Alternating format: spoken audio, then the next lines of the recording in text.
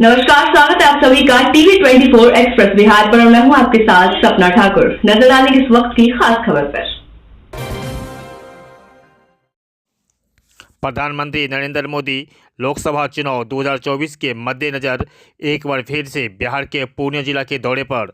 अब देखें TV 24 express खबर बिहार के पूर्णिया से, जहां प्रधानमंत्री नरेंद्र मोदी लोकसभा चुनाव 2024 के मद्देनजर एक बार फिर बिहार दौरे पर आने वाले हैं। जहां 16 अप्रैल को उनकी नहीं बल्कि 2 लोकसभा सीटों पर जनसभा होगी, जहां पीएम मोदी गया के साथ ही पूर्णिया में भी चुनाव रैली के संबोधित करेंगे।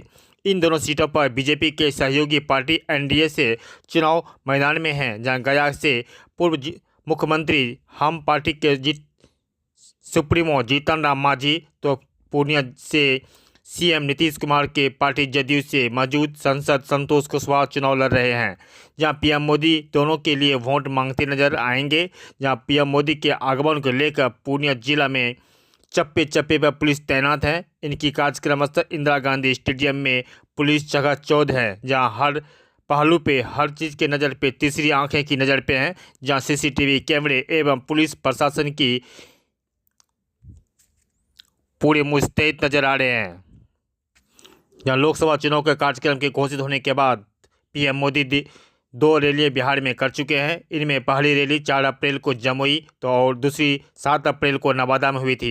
जहां 12 दिनों के भीतर पीएम मोदी तीसरी बार बिहार में आएंगे। इन दिन एक नहीं बल्कि 2 रैली को संबोधित करेंगे। बीजेपी द्वारा पूर्व में तय कार्यक्रम के मुताबिक 16 अप्रैल को किया गया था। रैली के कार्यक्रम प्रस्तावित था, अगर बाद में इसी दिन पूर्णिया में रैली भी तय कर ली गई है, और जिसके लेकर पूर्णिया में जगह जगह पर पुलिस तैनात है, हर पहलू पे नज़र रख रही है, कहीं कोई सुरक्षा में कोई चूक नहीं हो जाए।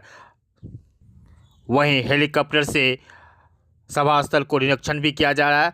चप्पे चप्पे पे पुलिस तैनात हैं और हर आने जाने वाले वाहन की निगरानी और जांच बहुत की जा रही है। तब तक के लिए बने रहें टीवी 24 एक्सप्रेस पर।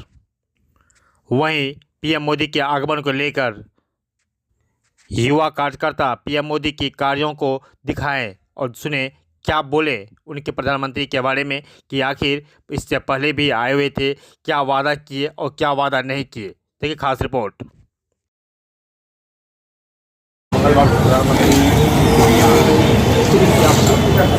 सबसे पहले तो हमारे माननीय प्रधानमंत्री हैं, उनका स्वागत है। हमारे कोसी सीमांचल के व्यक्ति को उनका स्वागत है, लेकिन तब हम स्वागत नहीं करेंगे जब वो 2014 में आए थे तो इसी जगह पर बोल करके गए थे बिहार का डीएनए खराब है। किस मुंह से वो आ रहे हैं? और जब पिछले बार वो आए थे 2014 में, तो आपने देखा होगा कि जिस कैंडिडेट के लिए उन्होंने प्रचार किया था उसका वो कैंडिडेट चुनाव हार गया था। पप्पू सिंह उस टाइम में बीजेपी के समर्थित कैंडिडेट थे और संतोष कुशवाहा जदयू के कैंडिडेट थे। तो उनके चुनावी सभा के बाद जो चुनाव जो है वो हारने का कार्य पप्पू सिंह का किया गया था।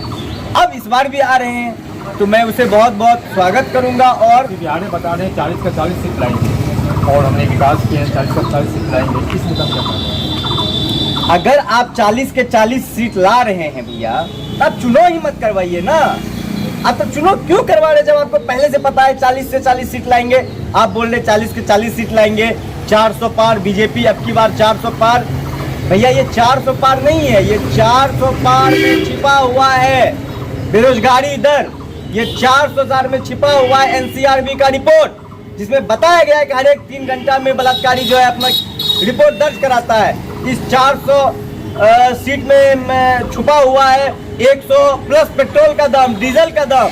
इस 400 में छिपा हुआ है 150 प्लस सरसों तेल का दाम। इस 400 में छिपा हुआ है वो सारे चीज जिसमें बीजेपी विकास के नाम पे विनाश करने का कार्य किया है। कुछ हम दलित और मातृदलित मस्जिद गए, ग्रामीण क्षेत्र में गए, वहाँ प्रधानमंत्री और मुख्यमंत्री जी बता रहे हैं कि प्रधानमंत्री आवास योजना, हर घर जल योजना, हर घर शौचालय। लेकिन कुछ ऐसा घर है जहाँ पे एक श्रीनगर प्रखंड के पटना रेखा है, जहाँ पे 1000 की से ज़्यादा महादलित की आबादी है। एक भी घर में शौचालय नहीं है, एक भी घर में नल जल योजना के लाभ नहीं है। इस बारे में क्या कहना है? अभी तो मैं पूछना चाहता हूँ, आप ग्रामीण इलाका जाते हैं, आप तो हमसे ज़्यादा जानते होंगे। कि ना ग्रामीण इलाका में शौचालय है, और जो आवास योजना की बात की गई है वो पहले इंदिरा आवास के नाम से जाना जाता था, और उस टाइम उनका कितने लाभ मिला करता था गरीब को। अभी देख लीजिए, आप एक तरफ कहते हैं कि 5 ट्रिलियन इकोनॉमी जो है को हम ये करने वाले हैं, और एक तरफ आप जो है इतने ज़्यादा फैमिली का वो भी रिपोर्ट आप दिखाते हैं कि हम इतने फैमिली को 5 किलो अनाज या जो भी उनका अनाज है वो देते हैं। तो बीजेपी कहीं ना कहीं खुद में ही फंसती जा रही है। आप अभी देख लीजिए, इलेक्ट्रोल बॉन्ड का मामला जो है 16,000, उस पर कुछ कहा गया बीजेपी के द्वारा? जब उनसे पूछा गया तो अभी सारी चीज़ों में अगर मैं बात करूं तो सभी चीज़ों में किसी भी मैनिफेस्टो का आप निकाल के देख लीजिए। 2014 का मैनिफेस्टो मैं बताता हूं कब आया था। आप जब गूगल सर्च कीजिएगा, ये जो भी लोग देखेंगे तो मैं आपको बताना चाहूँगा, आप लोग गूगल सर्च कीजिएगा। 2014 में मतदान के सुबह में मैनिफेस्टो बीजेपी ने जारी करने का कार्य किया कि उसका मैनिफेस्टो पे कार्य नहीं हो पाए। 2019 में जब इसी मामला को लेकर कांग्रेस जो है इलेक्शन कमीशन का दरवाजा खटखटाई, तो इलेक्शन कमीशन ने बाकायदा ये रिपोर्ट दर्ज करवाया कि अब चुनाव मतदान से 48 घंटे पूर्व में आप मैनिफेस्टो जारी नहीं कर सकते हैं। और आप नरेंद्र मोदी का सभा में आप तो लाइव करते ही होंगे, आप कभी आज तक सुने कि बेरोजगारी पे बात हो रही है? आप कभी सुने महंगाई पे बात हो रही है? ये दो मुद्दा आज भारत का ये दो सर्वश्रेष्ठ मुद्दा है जिसपे कि जनता जवाब चाहती है सत्ता दल से, और जवाब यहाँ पे बीजेपी वाले विपक्ष से जवाब पूछते हैं। अरे भाई, जवाब कभी भी सत्ता से पूछा जाता है। अगर घर में किसी तरह का कोई दिक्कत होती है तो जवाब मुखिया से पूछा जाता है, ये नहीं कि बच्चा से जवाब पूछा जाए। अभी कुछ ऐसा घर है जहाँ हजारों की आबादी है, चारों को लोग टापू पे बसा हुआ है, चारों को कोसी एरिया है, और 10 वर्षों से वो लोग संसद का, विधायक का, MP MLA का सबका चक्कर काट लिए हैं, लेकिन अभी भी उस गांव में रोड नहीं बन पाई है, ना पुल बन पाई है। और वहाँ पे अगर कोई बड़ी जो गर्भवती महिला हो या रिश्ता का आदमी हो, वो मर ही जाते हैं, लेकिन वो आ नहीं पाते हैं। वहाँ के बगलों का आना है, इस बार हम वोट को बहिष्कार करेंगे। ये पता चल रहा है श्रीनगर पकड़ के पटाने का, जो अभी तक वहाँ पे आने जाने का कोई रास्ता नहीं है, और 1000 घर से ज़्यादा आबादी है, और सभी महादलित हैं। मैं तो अपील करता हूँ आपके माध्यम से जनता को, जो कि लोकतंत्र में जैसे हम लोग भगवान को पूजते हैं, उसी तरह जब लोकतंत्र का ये बहुत बड़ा महापर्व आता है, उसका भगवान जनता होता है। और मैं आपके द्वारा अपील करूँगा, आपने खुद बताया कि कई जगह समस्याएं हैं, तो मैं जनता से ये आग्रह करूँगा कि आप अगर विपक्ष को वोट नहीं कर सकते हैं और आपके ऊपर अगर गलानी है कि नहीं बीजेपी के द्वारा काम नहीं किया गया है, तो आप नोटा को वोट कीजिए। लेकिन वोट कीजिए जिस दिन देश में 100% वोटिंग हो गई। हम लोग पढ़ने लिखने वाले, हम लोग रिसर्च के अनुसार हम लोग डाटा पे चलते हैं। जिस दिन 100% वोटिंग हो गई, चाहे फिर वो नोटा पे हो या फिर किसी पार्टी को हो, उस दिन आप देखिएगा कि देश का कायाकल्प हो गया। आपने कई बार न्यूज़ भी कवर किया होगा और आपने सुना भी होगा, जहाँ पे कम अंतर का अभी 2020 विधानसभा में कई जगह ऐसा आया, 12 सीट पे कम से कम ऐसा राजद को हराया गया जिसमें कि 1000 से कम का आंकड़ा था। ऐसी जगह लोग सत्ता पक्ष कुछ ना कुछ खेल कर देते हैं। तो जब लोग एक समर्थित होकर के, एक साथ संगठित होकर के लोग वोट करेंगे तो ये फासला बढ़ेगा, तब जो ये जीत हार का अंतर वो बढ़ेगा, और इस तरह की चीज़ें जो है हमारे देश में नहीं होगी। आज गलानी होती है मुझे इन सब चीज़ों पे बात करते हुए। तो आपने जो आज़ादी के कुछ कार्यकर्ता युवा लोग हैं, समस्या बनना बताएं यहाँ के बारे में, जो आज जो मंगलवार को प्रधानमंत्री मोदी जी पूर्णिया में किसी के आने से कोई फर्क नहीं पड़ता। पूर्णिया का राजनीतिक अलग है इस बार, और देश का राजनीतिक अलग है। पूर्णिया में जो है ना जनता, पूर्णिया का सेवक, आपने थोड़ा देर पहले बोला, एक गांव का एग्जांपल दिया जो टापू है, ना वहाँ इंदिरा आवास मिला ना शौचालय मिला। इस बार पूरे पूर्णिया की जनता देश को लेके वोट नहीं करेगी, वो ऐसे लोगों को चुनेगी जो उसके टापू पे जाए, उसके घर में खाए, उसके यहाँ शौचालय बनवाए, कह के बनवाए, नहीं बने तो अपने फंड से बनवाए। ऐसे लोगों को पूर्णिया की जनता चुनना चाहेगी। और पूर्णिया में एक ही ऐसे नेता हैं जो गरीबों के, दलितों के, अति पिछड़ों के सुख दुख में खड़े रहते हैं, वो है राजेश रंजन उर्फ पप्पू यादव। वो ही ये बदलाव कर सकते हैं और पूर्णिया के जितनी भी समस्या हैं उनको वो तो कहा है कि वो चोर है, यहाँ पे जो बहुत से मवाली है जो सब पूर्णिया को बर्बाद करता है।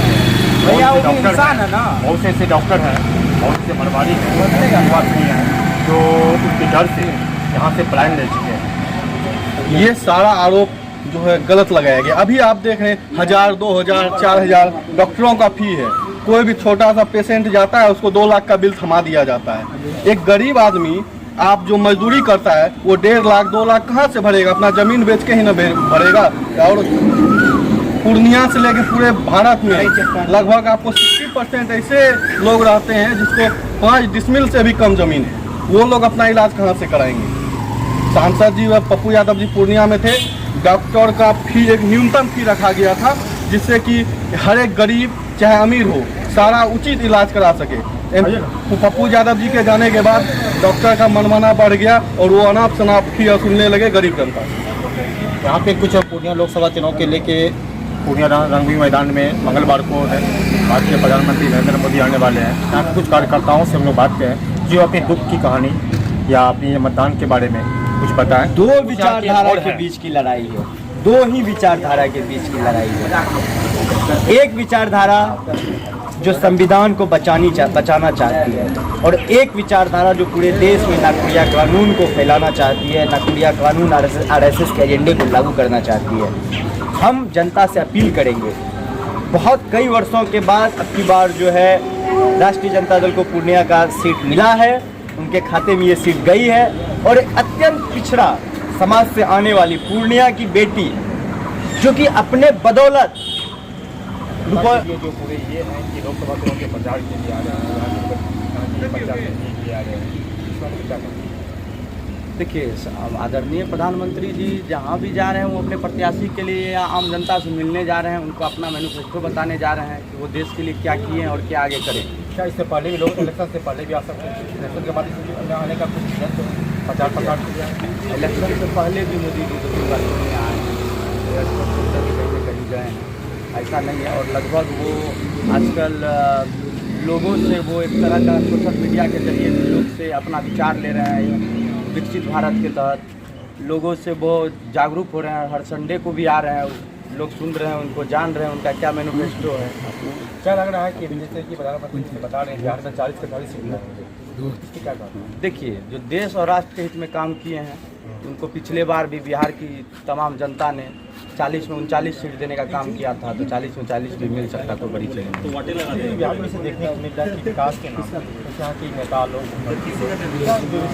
बहुत सी विकास के नाम पे अपने मतदान या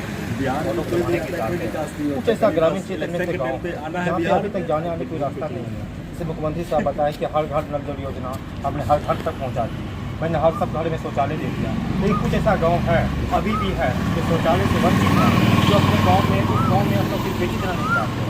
उस गाँव में विकास नहीं है। ऐसा कौन सा गाँव है सर आपका? ऐसे एक श्रीनगर प्रखंड है जो उसमें एक पटना रहने का गाँव पड़ता है जो एक टापू पर स्थित है। वहाँ पे 1000 से ऊपर एक महादलित की बस्ती है और वहाँ पे आने जाने का अगर बारिश के समय में अगर वहाँ कोई चीज़ की अगर कुछ फसल हो तो जाने का कोई रास्ता नहीं, बिना मृत्यु का कोई ऑप्शन ही नहीं। देखिए सर, विकास 2 तरह से होता है, एक आप लेना चाहते हैं और एक देना चाहता है। अगर आप जागरूक नहीं है तो आपको विकास कोई नहीं दे सकता, ठीक है।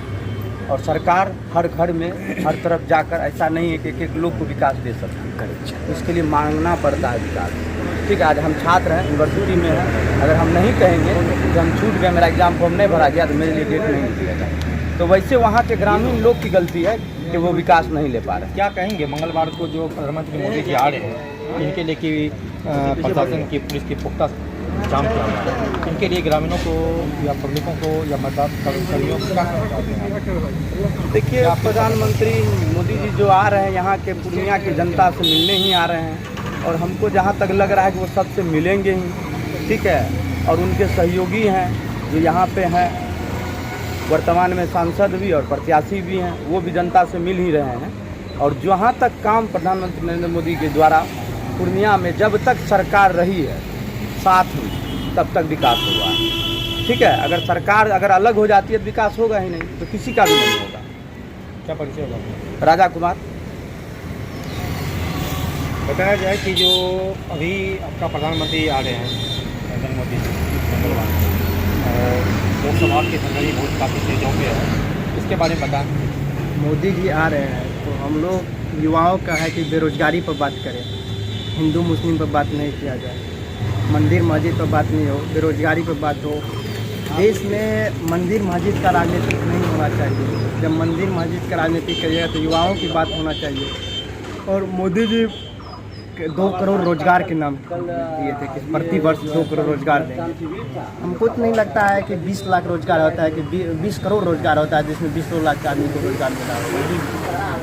मोदी जी जुमलेबाजी करते हैं, आते हैं यहाँ अभी आएंगे जुमलेबाजी करेंगे चल जाएंगे, हेलीकॉप्टर उड़ेगा निकल जाएंगे मोदी जी। और मोदी जी आएंगे तो कहिएगा मोदी जी को बेरोजगारी पर बात करने के लिए। पूर्णिया से विक्रम सिंह की रिपोर्ट, जहाँ पे आज मंगलवार को भारत के प्रधानमंत्री नरेंद्र मोदी जी पूर्णिया आ रहे हैं, जिनके लेके कुछ कार्यकर्ताओं से मैं बात की। इसके लिए मैं सब अपनी दुख की कहानी और अपने क्षेत्र की कहानी बताएं। पूर्णिया से विक्रम सिंह की रिपोर्ट।